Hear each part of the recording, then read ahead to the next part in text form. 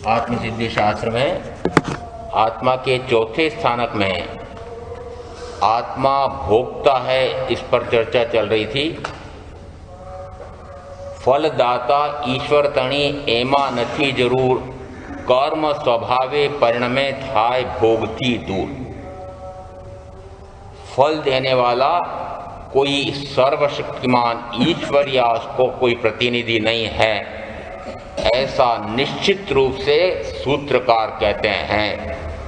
फल फिर कैसे मिलता है, तो दूसरी पंक्ति में कहा कि कर्म स्वभावे परिणमे, कर्म अपने स्वभाव के अनुसार परिणमन करता है और उसी से उसका कर्ता उसको भोगता है और भोग करके वह दूर हो जाता है, कर्म निर्झरित हो जाता है। यहाँ भिन्न भिन्न अपेक्षाओं से कैसे उसे भोगना पड़ता है, कैसे वह बिना भोगे मुक्त हो जाता है, इसकी थोड़ी व्याख्या सुनी थी। आगे इसमें आत्मा भोगता है, इसको समापन गाथा में कहते हैं तेते भोग्य विशेषणा स्थानक द्रव्य स्वभाव गहनवाद छे शिष्य आप कई संक्षेपे सा। तेते भोग्य विशेषणा, भोग्य यानी जो जो भोगा जा रहा है उसे कहते हैं भोग्य। तेते भोग्य विशेषणा, विशेष यानी किस किस प्रकार से, किस विशेषता से वह उनको भोगता है, उनके सारे स्थान संक्षेप में कहे हैं। वो कौन से स्थान है जहाँ पर जीव इस प्रकार से उस कर्म को भोगता है। एक मन दंड, वचन दंड, काय दंड, 3 प्रकार के दंड 33 बोल में उत्तरायण सूत्र के 33वें अध्ययन में आए हुए हैं कि जिस समय आत्मा मन के माध्यम से, वचन के माध्यम से, काया के माध्यम से ऐसा कृत्य करता है कि जिसके कारण से उसको दंड भुगतना पड़ता है, उसको नाम दिया त्रिदंड। मन दंड, वचन दंड, काय दंड। कार्य कौन करता है कि वस्तुतः भाव तो आत्मा ही करता है, परंतु संसार दशा में आत्मा के साथ, मेरे साथ 3 ये साधन हैं।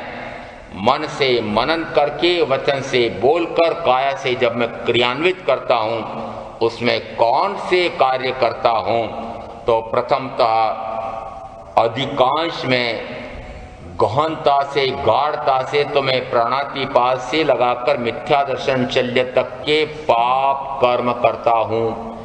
और यदि ऐसा तीव्र कर्म किया है तो उसका तीव्र ही बंध पड़ता है और तीव्र ही उदय आता है।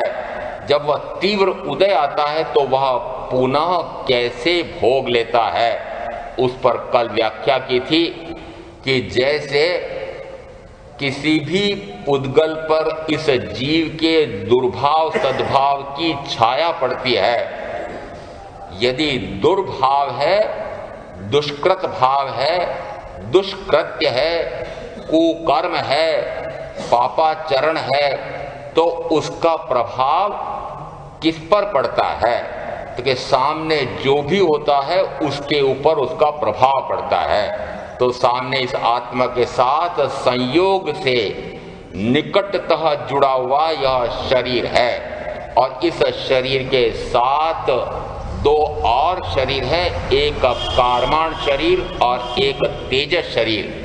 और कारमाण शरीर सूक्ष्म शरीर कहलाता है, उसमें उसके धब्बे पड़ते रहते हैं, उत्कंठित ऐसे ये निश्चित रूप से जैसे जैसे मैंने भाव किए हैं उसी प्रकार से उत्कीर्ण होते रहते हैं और वह उसका लेखा रखता है।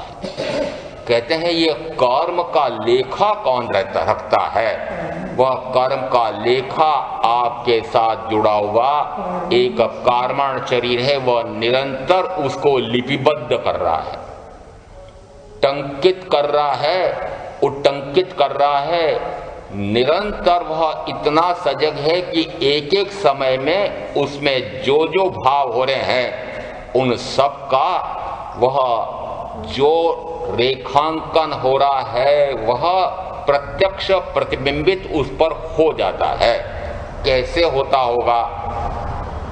यदि आप कांच के सामने स्पष्ट जो साफ कांच है उसके सामने खड़े हो जाएं तो प्रतिबिंब पड़ता है। आप पूछेंगे इस कांच को कैसे पता कि मेरा ऐसा गोरा या काला ऐसा चेहरा, ये मैं ऐसा कैसा दिखाऊं? कांच को कुछ जानने की, देखने की, अनुभव करने की शक्ति है, पर आपकी छाया उस पर जैसी है वैसी ही पड़ रही है कि भिन्न पड़ रही है? जैसी है वैसी ही पड़ रही है। झूठ बोलते हो। जिस समय उस फोटोग्राफर को जाकर कहते हैं मेरा एक चित्र खींचना, देखना भैया बढ़िया खींचना, वो चित्रकार फोटोग्राफर क्या कहता है? बहन जी जैसा मुखड़ा होगा वैसा ही तो आएगा। महाराज आपको पता नहीं है, आजकल तो उसमें भी न जाने क्या क्या कर देते हैं। वो डिजिटल फोटो इस प्रकार का होता है कि यदि उसके चेहरे पर धब्बे पड़े हुए हैं तो वह लो मजा हो गया आपके, तो धब्बे पड़े हो तो मिट जाते हैं। यदि आपके उस में तो ऐसा हो जाता हो, परंतु यहाँ तो जो जो आपने पाप कृत्य किया है उसकी जो प्रतिच्छाया उस कार्म वर्गणा के शरीर पर पड़ती है, कार्माण शरीर पर, उसमें और कोई उसमें परिवर्तन करने में सक्षम नहीं। वह तुरंत ग्रहण करता, तुरंत यानी एक समय मैंने भाव किया, उसी समय में कार्म वर्गणा के नए पुद्गल जो मेरे साथ ठसाठस भरे पड़े हैं, लोक में भरे पड़े हैं, वे आकर्षित होकर के और ज्ञानावरणादि 7-8 कर्म प्रकार से परिणमित होकर के जो पूर्व में मेरे साथ कार्माण शरीर है उसमें निरंतर संशोधन प्रति समय करता रहता है। प्रति समय उसमें संशोधन, संशोधन का अर्थ यहाँ मत समझ लेना कि उसमें वह सुधार कर रहा है। यदि भाव में आपके उत्कृष्टता है, अब उत्कृष्टता कौन से भाव की है? 2 प्रकार के भाव कहे गए हैं, एक शुद्ध भाव और दूसरा अशुद्ध भाव। शुद्ध भाव का कोई रेखांकन नहीं होता है, वह तो शुद्ध स्फटिक आत्मा का शुद्ध स्वरूप है, उस पर कोई धब्बे कभी भी आते ही नहीं है। परंतु दूसरा अशुद्ध भाव कहलाता है, शुभ और अशुभ। निरंतर जो शुभ या अशुभ अध्यवसाय भाव परिणाम परिणमन करते हैं उसका चित्र चित्रित होता है उस कार्माण शरीर पर। जिस समय वर्तमान के भाव में कोई फल आता है, आपको लगता है यह फल कैसे आया? शरीर विज्ञानी तक इस प्रकार से कहते हैं कि जो जो इस मस्तिष्क के 7 खरब कोशिकाओं पर जो रेखांकन धब्बाकरण हो जाता है वह स्पष्टतः प्रत्येक अंग, कौन कौन सा अंग किस कोशिका से शासित होता है, नियंत्रित होता है, कार्य करता है, वह सारा फल स्वतः दे रहा है। ये फल जिस समय वह भेषज दे रहा होगा उस समय आत्मा साथ में है या नहीं है? इसका अर्थ है कि वह सारा कार्य कौन कर रहा है? कि आत्मा के संकेत के अनुसार ही वह मस्तिष्क भेषज कहो कि उसकी प्रत्येक कोशिका कहो या उस पर जो धब्बे आ गए उसका दुष्प्रभाव कहो, वह सारा फल का अंकन और फल का चुकारा दोनों साथ के साथ होते रहते हैं। जैसी स्थिति बांधी होगी, जैसा अनुभव बांधा होगा, वैसा का वैसा फल। ये ऐसा कंप्यूटर है कि इसमें कभी अंश मात्र भी गलती नहीं होती है। कितने प्रकार हो सकते हैं? तो कहते हैं अशुभ में कितने प्रकार, तो का 18 प्रकार हैं, परंतु एक एक में कितने हो सकते हैं कि एक एक समय में एक एक भाव को गिने तो अनंत। ऐसे अनंत विकारी भावों का लेखा यह निरंतर करता रहता है। पता है क्या ऐसा हो रहा है? पता ही नहीं। यदि भोजन ग्रहण किया है, पेट में आहार डाला है, आपको पता है क्या कि वही आहार 7-8 प्रकार की धातुओं के रूप में निरंतर परिणमित हो रहा है? हो रहा है, ये तो पक्का है, हो रहा है। पता है क्या? क्यों? शरीर में हो रहा है। जिस शरीर को लादे हुए हो उस शरीर में निरंतर हो रहा है, तो फिर पता क्यों नहीं लग रहा है? यदि इस शरीर में जो परिणमन हो रहा है, उस आहार में जो पर्यायांतर हो रहा है, उसका मुझे यदि अनुभव नहीं आ रहा है, तो फिर मुझे कहते हैं बताओ महाराज ये कार्मरगणा का शरीर निरंतर कैसे पर्यायंत्रित होता है? मैंने कहा केवली हो जाओगे जब पता लग जाएगा। अभी क्या बता सकता हूं? अभी दृष्टांत से कह सकता हूं कि ऐसा निरंतर हो रहा है। फिर मुझे कहते हैं महाराज हमने मान लो वह भोजन, वह देशी घी का बादाम का हलवा यदि पेट में डाला है तब तो 7-8 प्रकार की धातुएं बन रहा है, परंतु यदि हमने उसको कढ़ाई में छोड़ दिया और फिर अभी 4 दिन की छुट्टियां हो गई, हम भूल गए और वापस आज प्रातःकाल आकर के संभाला तो 7-8 प्रकार की धातुएं बना क्या? फिर आप कैसे कहते हो कि वह 7-8 प्रकार की धातुएं बनने में सक्षम है? वह अपने गुण में पर्यायांतरित करने में स्वयं में सक्षम है, परंतु मेरे साथ जुड़ने से वह भिन्न प्रकार से पर्यायांतरित होता है। वही हलवा यदि पेट में गया है तो 7-8 प्रकार की धातुएं, और वही हलवा कढ़ाई में पड़ा रह गया तो सुबह सूंघा था क्या? उसको फफूंद आ रही है, दुर्गंध आ रही है, परिणमन हुआ कि नहीं? उसमें परिणमन तो निरंतर होता है। उसी प्रकार से ये कार्मण वर्गणा के पुद्गल निरंतर अपने वर्ण, गंध, रस, स्पर्श नाम के गुणों में परिणमित होते रहते हैं। उसका स्वभाव है सड़ना गलना, सड़ना गलना, सड़ना गलना, ये निरंतर हो रहा है। यदि मैं उसके साथ जुड़ता हूं तो कुछ भिन्न प्रकार से होता है। मैं कैसे जुड़ा? मैंने एक रागादि विकार का भाव किया, उस रागादि विकार से वह 7-8 प्रकार के धातुओं के स्थान पर ले लेना 7-8 प्रकार के ज्ञानावरणादि कर्म, और जैसे ये 7-8 प्रकार के कर्म मेरे साथ परिणमित होकर के बद्ध स्पष्ट होते हैं, तो जैसा जैसा मैंने अंदर भर रखा है वह समय समय पर फल देता रहता है। कैसे देता होगा? तो आपको अनुभव नहीं आता है क्या कि कभी सुख कभी दुख? यदि मैं पूछने बैठूं तो आपके पास इतनी बड़ी एक सूची मिलेगी, मेरे साथ इतना इतना संकट, इतना इतना दुख, पूछो मत, मैंने जीवन में इतना कष्ट उठाया है, हो भगवान ऐसा दुख किसी को मत देना, इतना दुख। कौन कहता है? सभी कहते हैं। ये अनुभव आपको नहीं आ रहा है कि फल आया है? वो फल किससे आया है? वह फल मैंने ही चाहे वर्तमान के क्षण से पूर्व के या पूर्व भव के या भव भवांतर के जो जो कर्म किए हैं वह फल दे रहा है। तो फल से अंकन होता है कि मैंने कोई कर्म किया था, तो कर्म का फल मेरे अनुभव में आ रहा है। देने के लिए निमित्त तो कोई बाहर में आ जाता है। जिस समय वह फल आता है तो फिर ये फल भिन्न भिन्न प्रकार का क्यों आता है? मनुष्य में भी एक ही समाज में, एक ही परिवार में भिन्न भिन्न प्रकार के व्यक्ति हैं, परंतु सबके सुख या सबके दुख एक समान है क्या?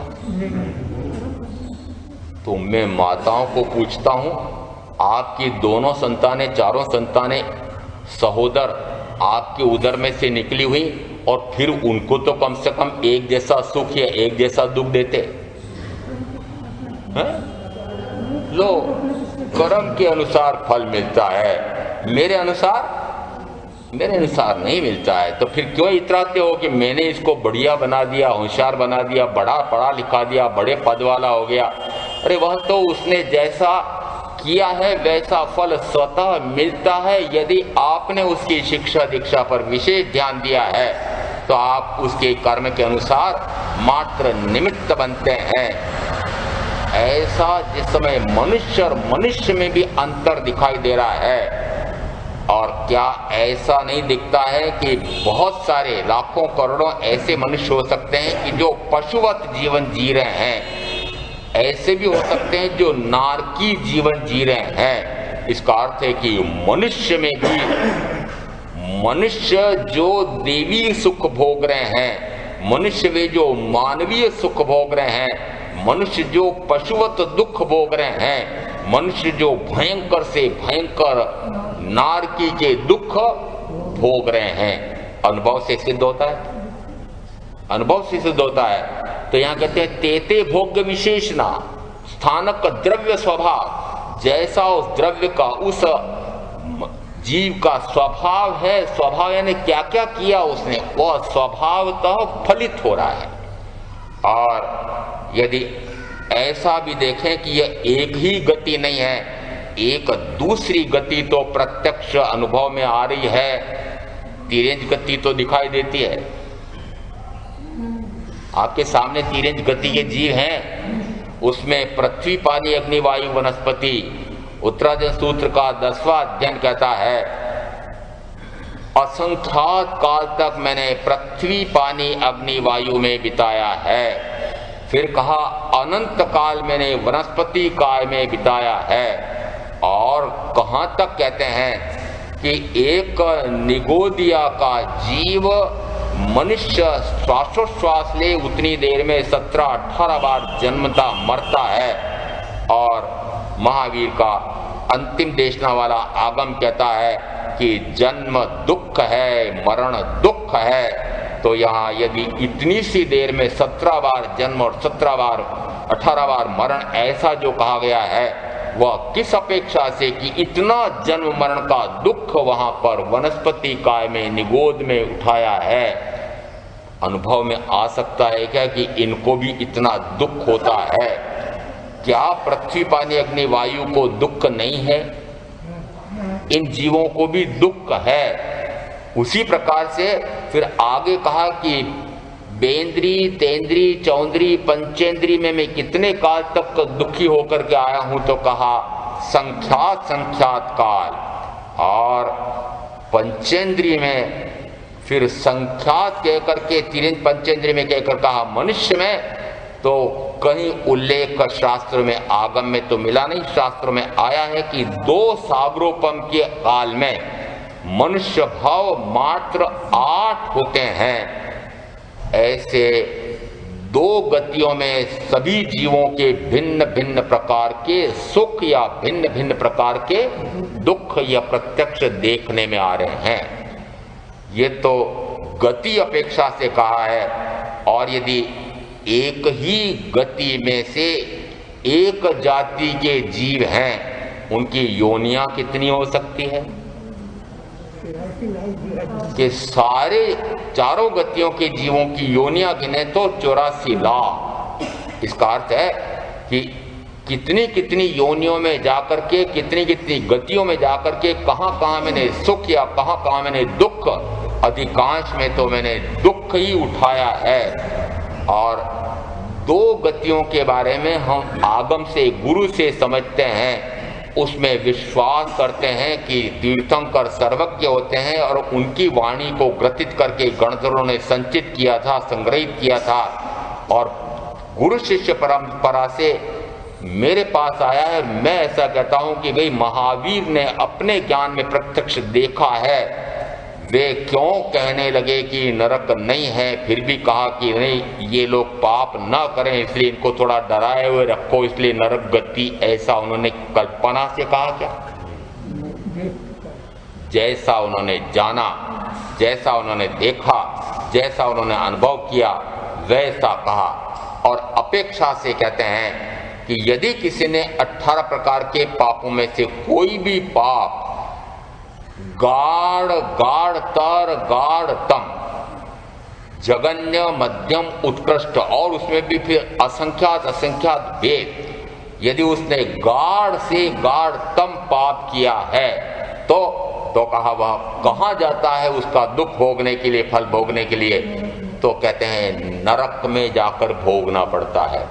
अब यदि गाढ़तम की भी तरतमताएं अलग अलग गिने तो उसमें भी 7 गिन लो। पहली, दूसरी, तीसरी, चौथी, पांचवी, छठी, 7वीं नारकी, एक के बाद एक में दुख निरंतर बढ़ते चले जाते हैं। और फिर उसमें भी ऐसा नहीं कि पहली नारकी के जितने नेरी हैं उनको सबको समान दुख है। समान दुख तो क्षेत्रज दुख हैं, परंतु प्रत्येक जीव के भिन्न भिन्न प्रकार के दुख हैं। अब किसी को कम और किसी को ज्यादा ऐसा नाप तोल करके क्या परमाधामी देव केवली है कि वे जानते हैं कि पूर्व के भवों में इसने इतने पाप किए हैं इसलिए इनको ऐसा दूं? स्वतः ही उनको ऐसा होता है कि वे किसी को बहुत अधिक दुख दे रहे हैं, किसी को कम दुख दे रहे हैं। तो यहाँ पर मानो कि जिसको बहुत अधिक दुख दिया जा रहा है उसने बहुत पाप किया है, वह सहज परिणमन उनके भाव में सहज में ऐसे इसको अधिक दुख दूं ऐसा भाव होता रहता है। प्रश्न हो सकता है कि इन परम अधम देवों को ऐसा दुख देने में क्या मजा आता है? स्वभाव है, उनकी वैसी प्रकृति है। बचपन याद कर लो, यदि गली में मोहल्ले में कोई ऐसा मंद बुद्धि वाला हो और आपकी कोई बात से वह चिढ़ता हो, तो बच्चे थे तब क्या किया था? उसको चिढ़ाते थे और चिढ़ा करके फिर उसको मारने दौड़ता तो हंसते थे। इसका अर्थ है कि दूसरे को दुखी करके हंस रहे हैं। और यदि केले का छिलका डाल करके कोई फिसल जाए तो फिसल पड़े, उस समय हंसी आती है। और 1 अप्रैल के दिन यदि कोई ऐसा कार्य किया और दूसरा व्यक्ति बुद्धू बन गया तो फिर उसको आप क्या कहते हो? हंसते हैं। तो परमाधामी देव आपके अंदर नहीं बैठा हुआ है। मुझे कहते हैं परमाधामी देवों को ऐसा क्यों मजा आता है? मैंने कहा अपना टटोलो कभी कि आपको भी दूसरे को दुखी करके मजा आता है क्या? जिस समय दूसरे को दुखी करना चाहते हैं, यहां तक कह सकता हूं मैं कि दूसरे को दुखी करना चाहते हैं, चिढ़ाना चाहते हैं, जब तक वो दुखी ना हो जाए, वापस प्रतिक्रिया ना कर दे, तब तक चैन नहीं मिटता। चैन नहीं मिटता, दुखी करके छोड़ूं। इसलिए कहते हैं उसी प्रकार से परमाधामी देव उन नेरियों को उनके कर्म के अनुसार स्वतः फल मिलता रहता है। वे तो मात्र निमित्त हैं, परंतु यदि वे ऐसा करके मजा ले रहे हैं तो उनका भी तो कोई बंद हो रहा होगा। कितना हो रहा होगा? तो कहते हैं कि वहां से देवगति है, इसलिए देवगति से नरक गति में सीधा तो नहीं जा सकते, परंतु ऐसे भयंकरतम कर्म का बंद करते हैं कि वे तिर्यंच, पंचेंद्री, कच्छ मच्छ आदि बनते हैं और फिर वापस 7वीं नारकी, फिर कच्छ मच्छ, फिर 6ठी नारकी, ऐसा करके अनंत भाव उन परमाधामी देवों को भी करने पड़ते हैं। इतना भयंकर दुख। तो जो पाप करता है वह अधिकतम जितना होगा वह कहाँ भुगतेगा? तो कहा नरक में तेते भोग्य विशेषणा स्थानक द्रव्य स्वभाव। फिर कहा कि मान लो उसका गाढ़ या गाढ़तर पाप है तो कहाँ भोगेगा? तो कहा तिर्यंच गति में। और अब गाढ़ और गाढ़ तक की तरतमताएं भी यदि भिन्न भिन्न प्रकार की हैं, उसमें भी यदि उत्कृष्ट है, गाढ़ से गाढ़ में भी फिर उत्कृष्ट गाढ़ है, तो कहाँ जाएगा? निगोद में। कहाँ जाएगा? कि पृथ्वी, पानी, अग्निवायु, वनस्पति में। यद्यपि वहां अंतर्मूर्त काल भी हो सकता है आयुष का, तो पर फिर भी कितना दुख है। दुख इस अपेक्षा से कहो कि वह बेबस है, बचाव करने की उसके पास शक्ति नहीं। इंद्रियां मात्र एक स्पर्शेंद्रिय है। इसलिए त्रस और स्थावर में अंतर किसका किया है? कि एक ऐसा है कि जो सुरक्षा कर सकता है, बचाव कर सकता है, कोई क्रिया प्रतिक्रिया कर सकता है। यदि उसको कोई वेदना हो रही है तो वह अभिव्यक्त भी करता है। कभी देखा होगा कोई छोटी लट जा रही हो, चींटियां उसका शिकार करती हैं। देखा कभी? 5-7 चींटियां चिपक जाती है, उसको पकड़ करके अपने बिल में ले जाकर भोजन बनाना चाहती है, परंतु वह उसी समय लोटपोट करते करते उन चींटियों से पीछा छुड़ाना चाहती है। सुरक्षा हो रही है। आप करते हैं क्या? करते हैं। तो ये तो पहले भी बहुत किया, उस समय भी किया था। इसका अर्थ है कि जिस समय ऐसी मात्र एक इंद्री थी, उस समय बचाव करने के लिए शक्ति इंद्रिय अपेक्षा से नहीं थी, और इसलिए इतना दुख उठाता है। उसी प्रकार से बेंद्री की शक्ति कितनी कम, तेंद्री की और थोड़ी बढ़ गई, चौंद्री की और थोड़ी बढ़ गई, पंचेंद्री की और थोड़ी बढ़ गई, इसलिए अभिव्यक्ति की शक्ति बढ़ती जाती है, परंतु अनुभव करने की शक्ति तो सब में समान है। दुख तो भयंकर से भयंकर सभी जीवों को है। और उस अपेक्षा से देखो कि जिसने गाढ़ पाप किया है वह कहाँ जाता है कि तिर्यंच गति में, और गाढ़ में भी जो अधिक है वह कहाँ जाएगा, तो कहा स्थावरकाय में, और फिर श्रेणियां उसी प्रकार से। इतना लेखा सूक्ष्म से सूक्ष्मतम कौन रखता है कि ये कार्मण वगरणा का शरीर, कार्मण शरीर स्वतः साथ रखता है। जैसे यह औदारिक वर्गणा का शरीर छूटता है, आयुष काल पूरी होती है, उस समय मेरा स्वभाव है कि मैं तो ऊर्ध्व गमन करता हूं। जैसे मैंने प्रथम समय में ऊर्ध्व गमन किया और उस कार्मण वर्गणा के शरीर ने एक झापट दी मुझे, इसको मुझे वे आपकी नहीं कर रहा हूं, मेरी तो हाँ भर लो, हाँ एक झापट दी, उधर कहाँ जा रहा है, इधर चल, मोड़ दिया, ऊपर कहाँ जा रहा है। काम ऐसा कहाँ किया है कि सीधा ऊपर चला जाए, काम तो तेरे को इधर उधर भटकने का किया था। कर रहे हो क्या? अरे इधर उधर भटकने का कर रहे हो क्या? इधर उधर चतुर्गति में भटकने का कार्य, शुभाशुभ शुभाशुभ शुभाशुभ, ये चतुर्गति में भटकने का कार्य कर रहे हो। तो इसने एक धक्का दिया, ऊपर कहाँ जा रहा है, एक मोड़, दूसरे समय में तीसरे समय में दूसरा मोड़, और चौथे समय में फिर जहां जाना है वहां फट से ले जाकर के पटक देगा। कौन? ये कार्मण शरीर। पता नहीं ये दुष्ट इतना लेखा कैसे रखता है, ऐसा कितनी सजगता इसमें होगी। पर यह तो है, मानो तो ठीक, न मानो तो ठीक, होता तो ऐसा ही है। यह 4 गति 84 लाख जीव योनियों में निरंतर जो शुभाशुभ भाव जीव करता है, उस कारण से वह कर्म का कर्ता बनता है। और यदि वह कर्म का कर्ता बनता है तो फिर कर्म के भोग स्थान भी हैं। शिष्य ने प्रश्न किया था, ईश्वर सिद्ध थया बिना जगत नियम नहीं होय, पची शुभाशुभ कर्मना भोग स्थान नहीं कोई। ईश्वर सिद्ध नहीं हो तब तो कोई भोगवाने वाला होगा ही नहीं, इसलिए फिर कोई भोग स्थान तो हो ही नहीं सकता है। हे सद्गुरु, आप कहते हैं कि कोई ईश्वर नहीं है तो फिर कोई भोग स्थान हो ही नहीं सकता। ऐसा शिष्य का प्रश्न था, उसका उत्तर इस अंतिम गाथा में दिया है कि ईश्वर तो नहीं है, परंतु ये भोग स्थान स्वतः मैं तय करता रहता हूं। यदि मैंने भोग स्थान तय कर लिया कि मुझे अमुक गति में जाकर के अमुक प्रकार का दुख या अमुक प्रकार का सुख भोगना है, तो वहां वह तेजस कार्मण शरीर ले जाता है। जिस समय ऐसा सुख और दुख मिलता है, व्याख्या प्रज्ञप्ति सूत्र में भगवान महावीर से पूछा, भगवान ये सुख नहीं पूछा था, पूछा उसमें दुख था, क्योंकि सामान्यतः रोना किसका आता है, दुख का आता है। इसलिए आपका प्रश्न पूछा, समझ लो इंद्रभूति गौतम ने, भगवान ये लोग दुखी, जीव दुखी क्यों हैं? ये दुख किसी और ने दिए हैं कि यह उसने और किसी और ने पैदा किया है कि उसने स्वयं ने पैदा किया है? तो महावीर कहते हैं दुख यह स्वकृत है। तो कहा दुख, दुख की वेदना, वेदना, वेदना का वेदन, ये स्वकृत है, उभयकृत और परकृत नहीं है। उसी प्रकार से सूत्र कृतांग सूत्र में कहा सुख दुख सबके अपने अपने, सुख दुख अपने अपने, यानी जो सुख मिल रहा है सुख में भी फिर तरतमताएं गिन लेना और फिर सुख में भी अलग अलग काल गिन लेना, अलग अलग काल। याद आ रहा होगा, अरे बचपन में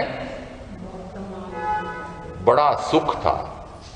एक बहन कह रही थी, महाराज मैंने बेटी को कहा तुझे जन्मदिन मनाने में मजा नहीं आता है, अब तो तू कम से कम जन्मदिन अब के तो मना ले, 11वां वर्ष लगने वाला है। बेटी ने कहा मुझे नहीं मनाना मम्मी, मैं 1 साल और बड़ी हो जाऊंगी। क्या हो जाऊंगी? मैं 1 साल बड़ी हो जाऊंगी। तो अब पहले मैं बच्ची कहलाती थी, अब क्या कहलाऊंगी मैं?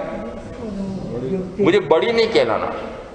तो मैंने यहां भी सुना था, बोले दादी हो गई है, नानी हो गई है, परंतु नवयुवती मंडल, ये युवती मंडल है, उसमें जरूर रहती है। क्यों?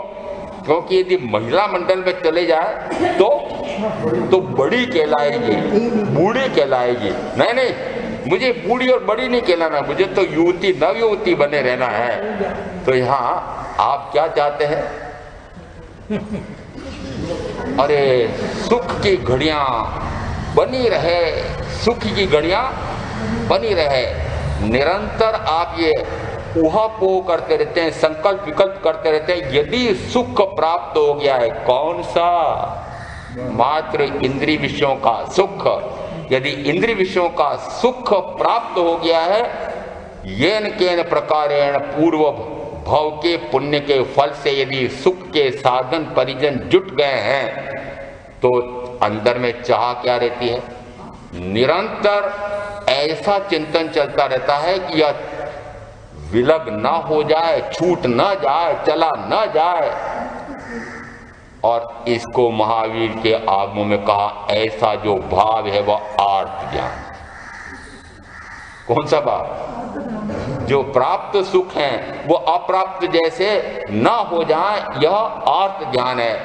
इसलिए ज्ञानी कहते हैं प्राप्त सुखों को भी अप्राप्त जैसा मान ले, तो यदि वे कभी देवान योग से असंयोग को प्राप्त हो जाएं, छूट जाएं, तो दुखी नहीं होंगे। तो प्राप्त सुखों को कैसा मान लो? अप्राप्त जैसा, कि प्राप्त हुए ही नहीं, परंतु आप तो जो प्राप्त सुख हैं उनको तो बनाए रखना चाहते हैं। और यदि कोई दुख आ जाए तो उसको भी टालना चाहते हैं, परंतु टाले टलते नहीं। इसका अर्थ है कि जो मैंने सुख या दुख पहले बांधे हैं वे फल तो देंगे, परंतु टाले टलते नहीं है। ये एक अपेक्षा से कहा है, दूसरी अपेक्षा से टाले टलते हैं। टालना चाहते हो? टालना चाहते हो क्या? यदि सुख या दुख आ जाए तो मुझे दोनों नहीं चाहिए, ऐसा चाहते हो क्या? चाहते हो? यदि सुख आ जाए तो सुख का परित्याग कर दो, सुख के साधनों का परित्याग। महाराज बड़ी मुश्किल से सुख के साधन मिले हैं और आप कहते हो इनका परित्याग कर दो, फिर दुख में जान। बड़ी मुश्किल से तो दुख मिटाने के लिए 25-30 वर्ष तक खूब परिश्रम करके अच्छा भवन कोठी बना ली, सारे परिवार वाले अच्छे जम गए, धंधा अच्छा जम गया, बेटी का ब्याह हो गया, और उसके बाद में अब सुख आया है तो फिर कहें महाराज अरे छोड़ो। महाराज बड़ी मुश्किल से तो मिला है, छूटता? ज्ञानी कहते हैं यदि सुख को टालना चाहते हो तो टल सकता है, क्योंकि सुख को भोग करते से पुनः कर्म का बंद होता है। तो सुख का भोग करने की जिसको चाह है, अंदर से कुछ प्रश्नावली में ऐसे पूछे हैं कि उसमें एक निर्देश दिया कि इनका उत्तर अंतःकरण से देना। क्योंकि यदि मैं कहूं कि हाँ बोलो, अभी कौन कौन हाथ खड़े करो कि सुख भोगने की, सुखो भोग की चाह नहीं है, तो सारे के सारे हाथ खड़े कर देंगे। मैं हाथ खड़ा नहीं करूंगा तो लोग कहेंगे देखो इनको भी सुख की चाह है, पर वास्तव में अंदर में क्या है? चाह है। और यदि सुखो भोग की चाह है तो चौथा गुणस्थान नहीं। कौन सा? चौथा गुणस्थान नहीं, क्योंकि कौन सा सुख चाहते हो?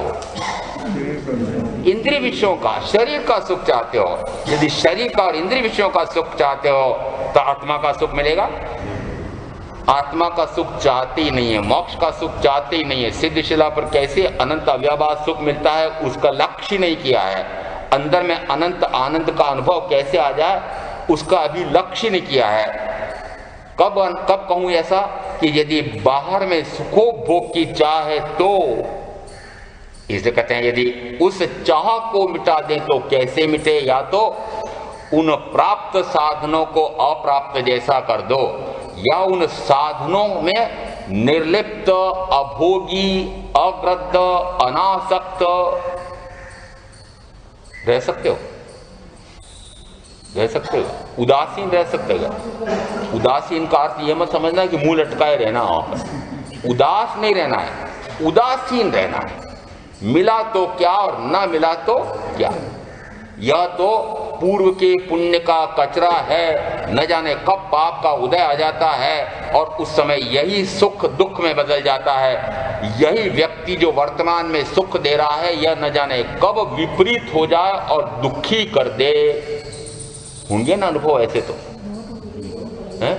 हाँ, बहुत है। फिर रोते झीकते क्यों हो? ऐसा क्यों नहीं मानते हो कि जैसा मैंने बांधा था वैसा फल आया है? जिस समय फल आता है उस समय मानो कि मेरे द्वारा बांधा हुआ कर्म का फल है। यदि अनुकूल आया है तो भी या प्रतिकूल आया तो भी दोनों को टाले वह तो मुक्त होता है, और दोनों में या तो सुख का अनुभव करे या दुख का अनुभव करे तो मरता है चतुर्गति में। तेते भोग्य विशेषणा स्थानक द्रव्य स्वभाव। ये द्रव्य का स्वभाव जो जो जिस प्रकार से इन 5 गाथाओं में सदगुरु ने कहा है। दूसरी पंक्ति में ने कहा, गहन बात छे शिष्य आ कई संक्षेपे सा। यह अत्यंत गहन गंभीर गूढ़ बात है, मैंने इसको संक्षेप में कही है। यहाँ तो सदगुरु विशिष्ट ज्ञानी हैं और मुझे इस प्रकार के ऐसे विशिष्ट, मैं तो यहाँ तक कह सकता हूँ कि विशिष्टतम। क्यों? क्योंकि यह आत्मसिद्धि शास्त्र, यह 7वें आत्म प्रवाद पूर्व से निरूहित है। भगवान महावीर की साक्षात वाणी से पूर्वों वाला ज्ञान, और उस एक 7वें पूर्व में से ही निरूहित इस आत्म सिद्धि शास्त्र का पारायण करने वाले ये विशिष्ट ज्ञानी। तो मेरी व्याख्या की शक्ति कहाँ इतनी हो सकती है? तो मैंने तो फिर भी ऊपर ऊपर कुछ बातें कही होगी। गुरु कहते हैं कि हे शिष्य, जो कुछ मैंने कहा है वह संक्षेप में कहा है, और बुद्धिमान को संकेत संकेत बहुत है। तो संकेत में सारी बात समझना, तो मैंने मात्र थोड़े से संकेत में कहा है कि जैसा जैसा कर्म बांधता है वैसा वैसा उदय में आता है। यदि वह कर्म का कर्ता बनता है, स्वयं ही भ्रम में पड़कर भूल करके मिथ्या मुआदी करके, तो कर्तृत्व किया है तो कर्ता बना है, और कर्ता बना है तो निश्चित रूप से उसका फल आता है। वस्तुतः मैं कर्म का कर्ता हो नहीं सकता, तो कर्म के भोक्ता के स्थानक में भी कहूंगा कि मैं कर्म का भोक्ता हो नहीं सकता। यदि मैं कर्म का कर्ता हुआ था तो कि कर्म का भोक्ता बनने के लिए निमित्त तो कोई न कोई आएगा। और अब वापस मैं कहता हूं कि चाहूं तो भोगूं और चाहूं तो न भोगूं। ये कर्म स्वभाव परिणमे, कर्म तो अपने स्वभाव के अनुसार परिणाम दे रहा है, परंतु मैं उस परिणाम से वापस लिप्त हूं या न हूं। यदि लिप्त होता हूं तो पुनः कर्म का कर्तृत्व करता हूं, और लिप्त नहीं होता हूं तो वह कर्म निर्जरित हो जाता है, दूर हो जाता है। ऐसा कहकर के ये चौथा स्थानक पूरा करते हैं। आगे शिष्य का प्रश्न है चार स्थानक, आत्मा है, आत्मा नित्य है, आत्मा कर्ता है, आत्मा भोक्ता है। जैसे ही कहा कि आत्मा कर्ता भी है, आत्मा भोक्ता भी है, वैसे ही कहा आगे शिष्य का प्रश्न है, कर्ता भोक्ता जीव हो पण तेनो नहीं मोक्ष, वीत्यो काल अनंतपण वर्तमान छे दोष। वर्तमान छे दोष यानी वर्तमान में मैं दोष में पड़ा हुआ हूं, वर्तमान में तो मैं निरंतर दुखी हो रहा हूं। कैसे दुखी हो रहा हूं कि आप गुरु कहते हैं कि कर्म का कर्तापना भी है, कर्म का भोक्तापना भी है, परंतु आप जो कहना चाहते हैं कि चाहे कर्म का मैंने कर्तृत्व कर लिया और जिस समय वो उदय में आता है उस समय मैं भोगना चाहूं तो भोगूं और न भोगना चाहूं तो न भोगूं और मैं मुक्त हो जाऊं, इसका अर्थ है कि आपने चौथे स्थान के अंतिम में यह मुझे संकेत दिया है कि मोक्ष है, मोक्ष है, ऐसा संकेत पहले आ गया चौथे स्थान में। शिष्य का प्रश्न उठता है कि मुझे तो ऐसा लगता ही नहीं है कि मोक्ष है। क्यों नहीं लगता है? मोक्ष है क्यों नहीं लगता है? इसलिए नहीं लगता है, कितना काल हो गया चतुर्गति में भटकते हुए कि अनंत काल। यदि अनंत काल से मैं मुक्त नहीं हुआ हूं तो फिर मैं कैसे कहूं कि अब हो जाऊंगा? मैं तो मानता ही नहीं कि मोक्ष हो सकता है। शंका कहां तक हो रही है?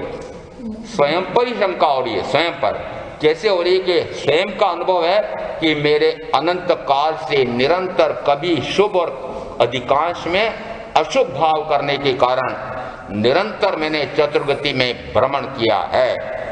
यदि चतुर्गति में भ्रमण किया है तो फिर मोक्ष हुआ क्यों नहीं? इतना काल हो गया, मोक्ष था, मोक्ष का उपाय था। यदि मोक्ष है, हे गुरु आप कहते हैं कि नहीं मोक्ष भी होता है, मुक्त हुआ जा सकता है, यदि वो कर्म का कर्तृत्व ना करे तो भोक्तृत्व भी ना हो, और कर्तृत्व और भोक्तृत्व ना हो तो वह शुद्ध स्वरूप में लीन हो जाए और मोक्ष हो जाए। परंतु मुझे लगता है मोक्ष तो नहीं है।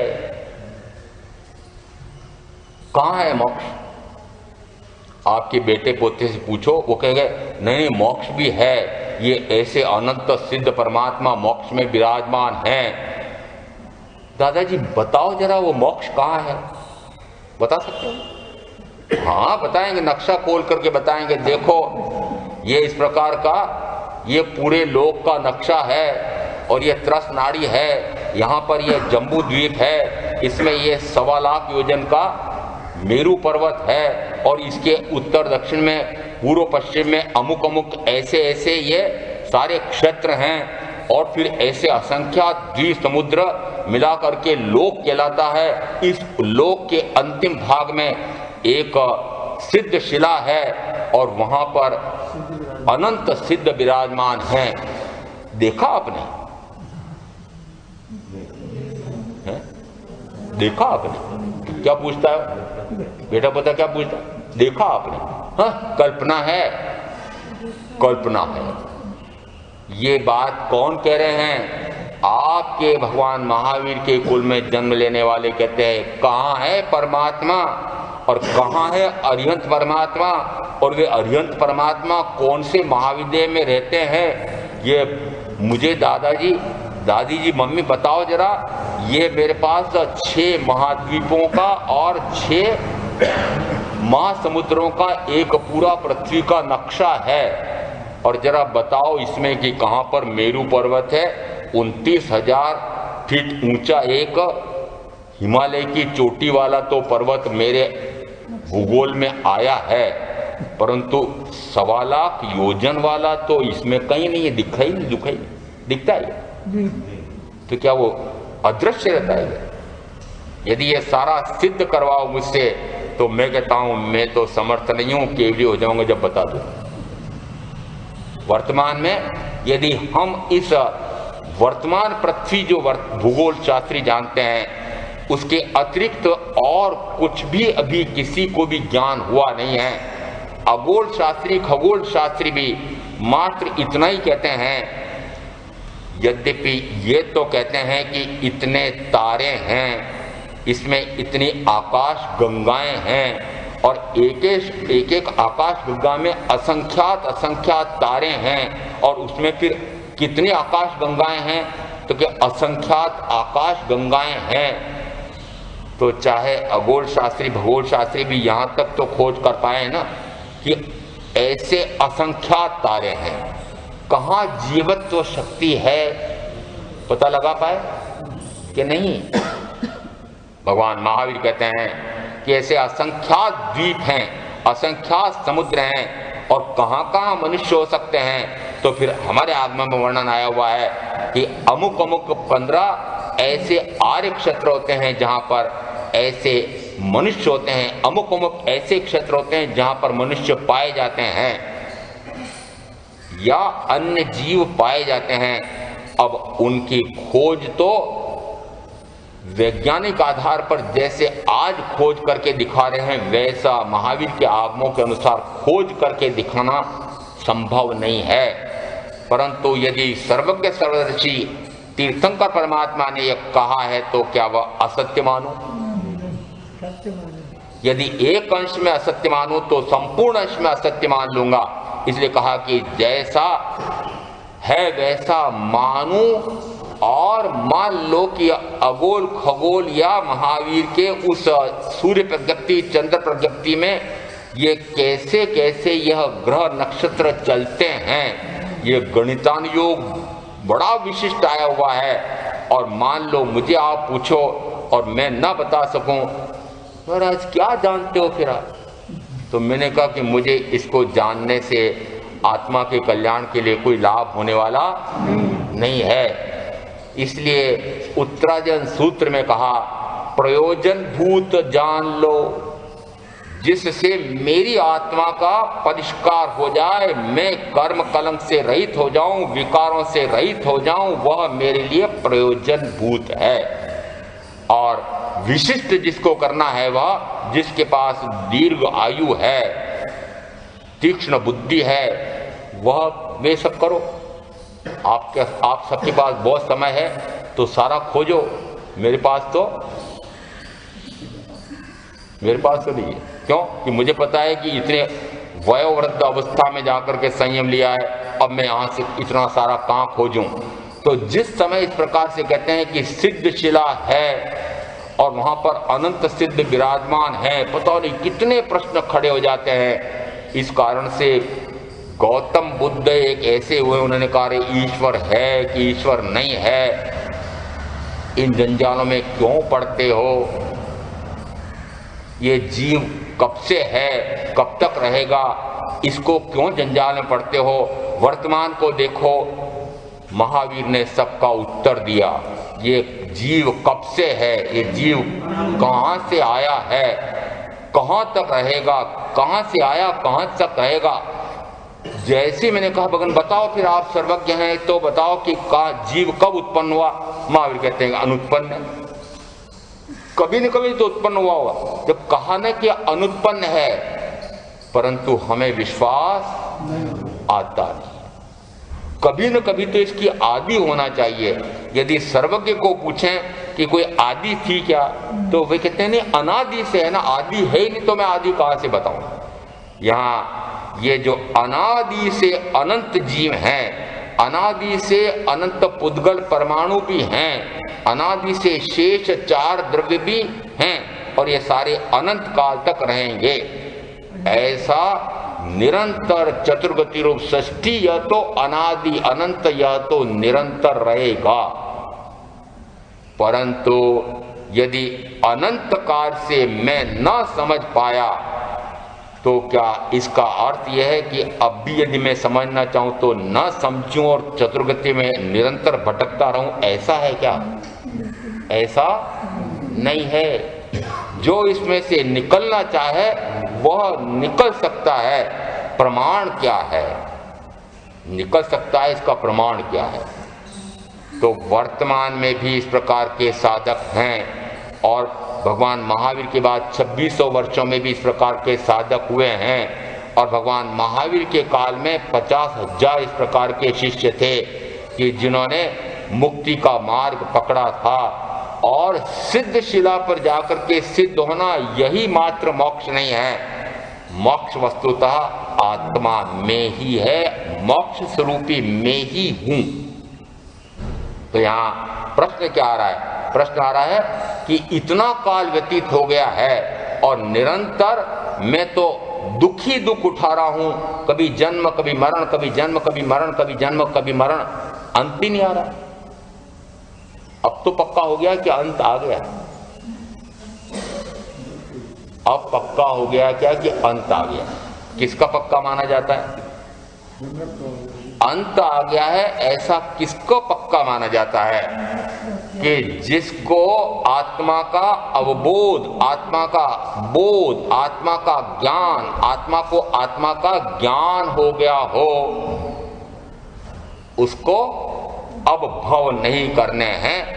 एक भाव करके, अपेक्षा से तीसरा भाव करके, अपेक्षा से फिर मध्यम यदि साधना है तो 7-8 भाव करके, और यदि जगन्य साधना है तो 15 भाव करके मोक्ष में जाता ही जाता है। इसका अर्थ है कि यदि अनंत काल हो गया है, मैं निरंतर दोष में, जन्म मरण के दोष में पड़ा हुआ हूं, तो मैं कैसे कहूं कि यह मोक्ष नहीं है?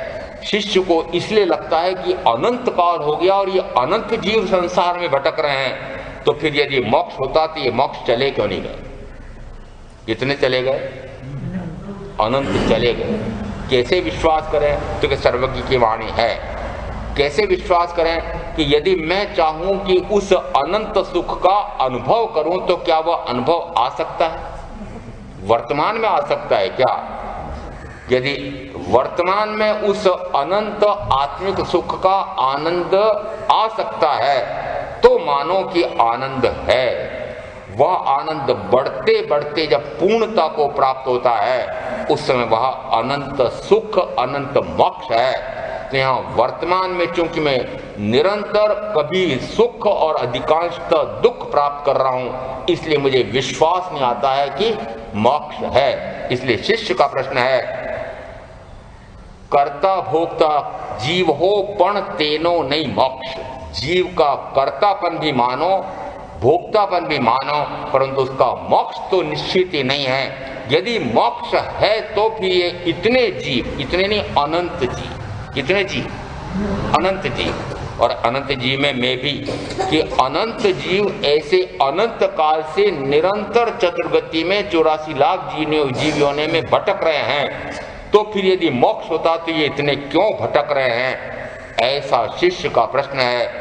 कि इसलिए हे सद्गुरु, मैं तो मानता हूं कि कोई मोक्ष नहीं है, इसलिए खाओ पियो और मौज करो। कौन कहता है?